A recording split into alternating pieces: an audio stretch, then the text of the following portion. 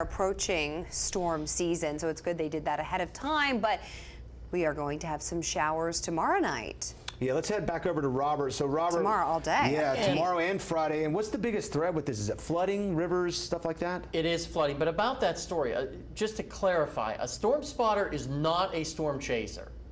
Those are two totally different things. The Weather Service really doesn't encourage the storm chasing. You know, that's why they do the Maybe spotters. save that for another So time. there's that, but we do have lots of rain, and those storm spotters will be needed over the next couple of days because of all of that rain. We'll take you outside to Fayetteville, where it was pretty nice today, where it was 76 degrees, 13 degrees above the average, which is 63 for this time of the year. Almost 90, though, this day in 1995. We got up to 89 degrees. It's nice and quiet in Fort Smith, where we did get up to 80 degrees, which is 12 degrees above the average, which is 68. It was 90, though, in 1995, a very, very warm day. Temperatures right now, very comfortable, if not a little bit warm for this time of the year, in the lower 70s, upper 60s, though, in Winslow and Mountainburg. And you can see the River Valley still on the warm side, in the mid 70s in some locations. Now, as we go through the rest of the night, we'll be nice and quiet.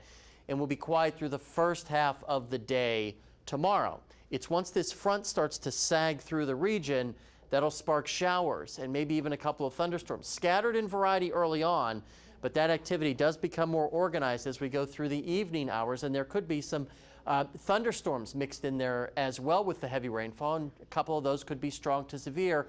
We're more concerned about the flooding potential and the flash flooding potential because we're going to see all these storms moving over the same area over and over again. It really won't take until Friday morning for the activity to get into the River Valley. So northwest, I mean, you go 60 miles to the south tomorrow evening and it will probably not be raining, and it'll be raining heavily across northwest Arkansas. But everybody gets into the action on Friday. Once this front slides through, it'll start to shut off the activity, but not before we have quite a bit of rainfall. In fact, the Weather Service has already hoisted up the flood watch for areas north of Interstate 40 through Friday night. So this is a long-ranging general flood watch. We'll see if they make a flash flood watch as possible tomorrow as that rain starts to fall. An isolated severe storm cannot be ruled out. Better chances for severe weather will be back to our south and west. Again, this is mainly a heavy rain and a flooding threat, not so much worried about the severe threat. Excessive rainfall from the Weather Prediction Center, a slight risk. That's rainfall that will exceed flash flood guidance over a certain period of time. And they're worried about that because we're going to see 1 inch to maybe 3 or 4 inches of rain.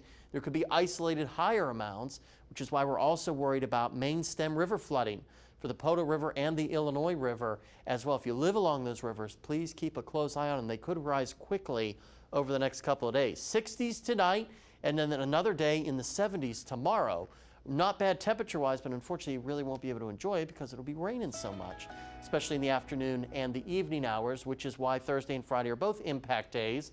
But the weekend looks nice with sunshine. More clouds than sun as we get into Monday, and then maybe even a shower on Tuesday before it gets pretty nice. Same thing here in the River Valley with the rain and storm chances before we get more sunshine as we get into the weekend, Allison, with temperatures right around seasonable numbers.